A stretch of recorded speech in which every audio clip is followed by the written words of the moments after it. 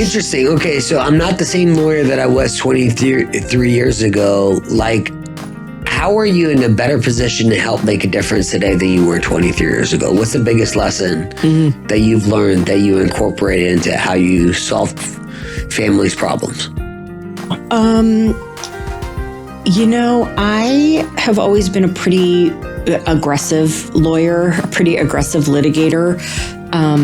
I have very zealous advocate for my clients. So if you read my reviews on Google, you'll see that everybody thinks that I'm the bulldog and I'm the fighter for them. And I am still all of those things. But that's worn me down a little bit over the years. I was telling you before we started filming that I felt like I was just going to die at my desk if I didn't make a change, because I would probably have a heart attack from the amount of stress. So in the way that I'm different is I feel like I've mellowed out a lot as I've gotten older, and I'm trying to have more patience than I did before. But again, it's a totally different area of law. There's nothing combative about it. There's nothing to argue with people about.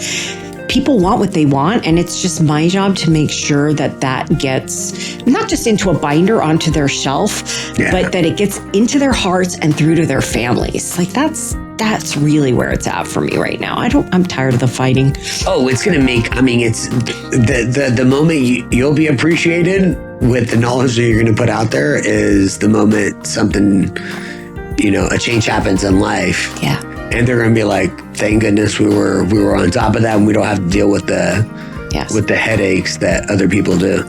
It's a very common reaction. You'll hear a lot of estate planning lawyers say this, but the peace of mind that people get when this is done, they didn't even realize how much it had been stressing them out, especially the ones that have been looking at the paperwork for years and have never done anything.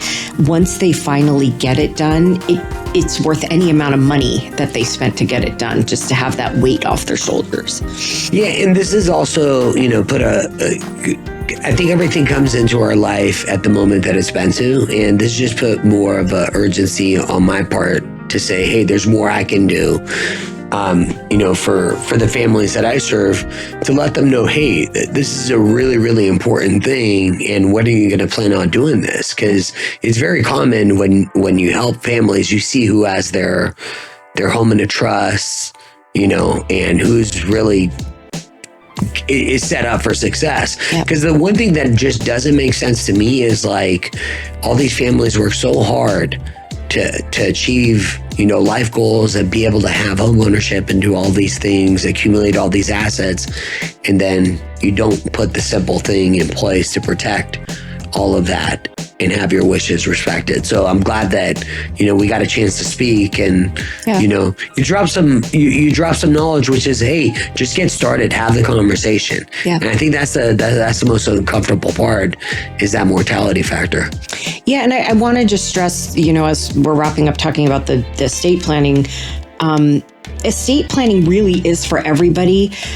People contact me and they say, but I don't really have anything. Yeah. And I say, okay, you may not have anything now, but you might have something down the road. There's no reason that you couldn't get started today with just a simple will.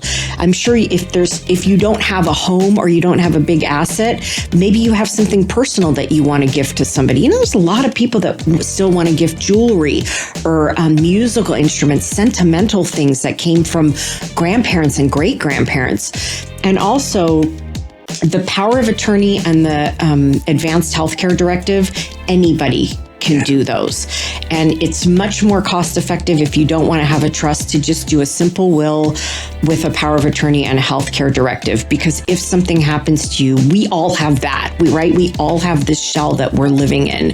And if something happens to that shell, you don't want doctors to be making decisions for you that you don't know, when it could be somebody that you know and trust making your final decisions. And it is not a socioeconomic thing. Everybody should have some sort of planning, and I really want to stress that to people. And especially with the solution that you came up with, is the what you're a part of. It's not hourly based, right? It's a flat fee based, which I think is great. Because I talk about fiduciary responsibility, and it's just such a more efficient way to take one of the barriers, out of the equation. Absolutely. So.